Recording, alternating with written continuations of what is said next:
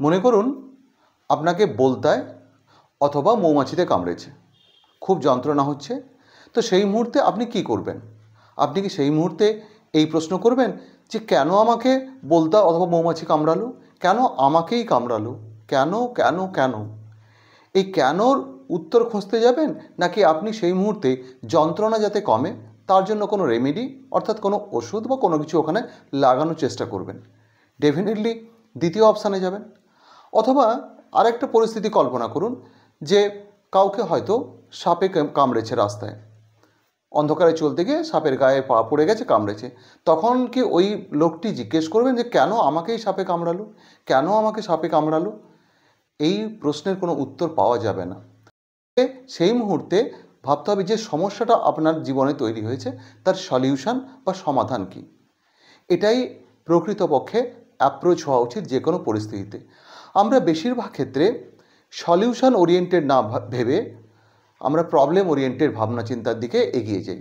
ফলে আমরা মানসিকভাবে বেশিরভাগ ক্ষেত্রে বিধ্বস্ত হয়ে পড়ি, প্রচণ্ড রকম অ্যাঙ্গুইশড হয়ে যাই, মেন্টালি ডাউন হয়ে যাই, এবং আলটিমেটলি আমরা ওই কেনর উত্তর খুঁজতে ব্যস্ত হয়ে পড়ার কারণে কি করা উচিত সেই উত্তরের দিকে আর ভাবনা চিন্তা নিয়ে যেতে পারি না।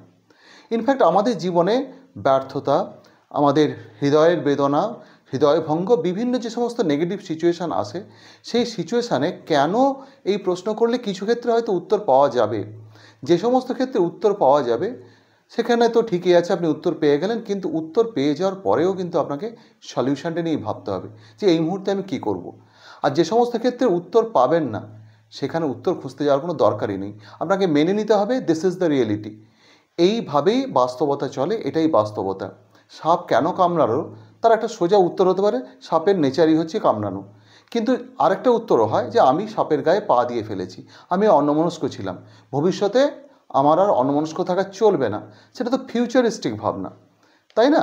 অথবা বলতা বা মৌমাছির বাসাটা বাড়ির কোথাও বা কাছাকাছি হয়েছে, সেটাকে আমাকে ভেঙে ফেলতে হবে, অর্থাৎ সেটা পরের ব্যাপার। তাৎক্ষণিক যে সমাধান, সেই সমাধান কিন্তু আপনাকে ভাবতে হবে। জীবনে যখন আপনার কোনো সমস্যা আসবে, সেই সমস্যার ক্ষেত্রেও প্রবাবল সমাধান কি সেইটা আপনাকে ভাবতে হবে। না হলে কিন্তু আপনার জীবন দুর্বিষহ হয়ে যাবে। কেউ আপনাকে ধোঁকা দিয়েছে, সম্পর্ক ভেঙে গেছে, আপনি সেই মুহূর্তে কান্নাকাটি যদি করতে থাকেন, ভেঙে পড়েন যে কেন আমার সঙ্গে এটা ঘটলো, তাহলে ওই উত্তর আপনি পাবেন না। মেনে নিতে হবে দিস ইজ হিউম্যান লাইফ। এটাই মানুষের স্বভাব যে মানুষ বিশ্বাসঘাতকতা করবে, আপনি কিছু করতেই পারবেন না। আপনাকে তখন ভাবতে হবে how to control your self, how to remedy your heart break. আপনি জীবনে কোথাও ব্যর্থ হয়েছেন, ব্যর্থতার পরে ব্যর্থতা আসছে, আপনি বারবার প্রশ্ন করছেন আমি আমার 200% দিচ্ছি জীবনে, 250% দিচ্ছি, অন্তত 100% দিচ্ছি এফর্ট আমার আন্তরিক, তাও কেন এটা ঘটছে, আমিই কেন ব্যর্থ হচ্ছি? অ্যাকচুয়ালি ব্যর্থতা শুধু আপনার ক্ষেত্রে আসছে না, পৃথিবীতে ব্যর্থতা সবার ক্ষেত্রে ইউনিভার্সাল একটা ব্যাপার।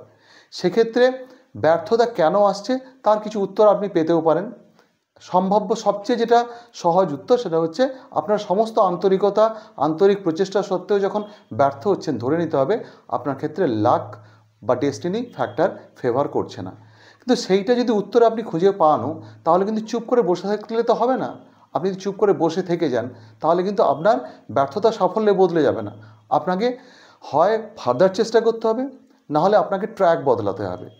তেমনিভাবে আমাদের যদি কখনো হার্ট ব্রেক বা কোনো আমাদের ব্যক্তি জীবনে বিশ্বাসভঙ্গের ঘটনা ঘটে, আপনি ওই মানুষটা কেন আপনার সঙ্গে এরকম বিশ্বাসভঙ্গ করলো সেই উত্তর খুঁজলে আপনি কেউই উত্তর সঠিকভাবে পাবো না।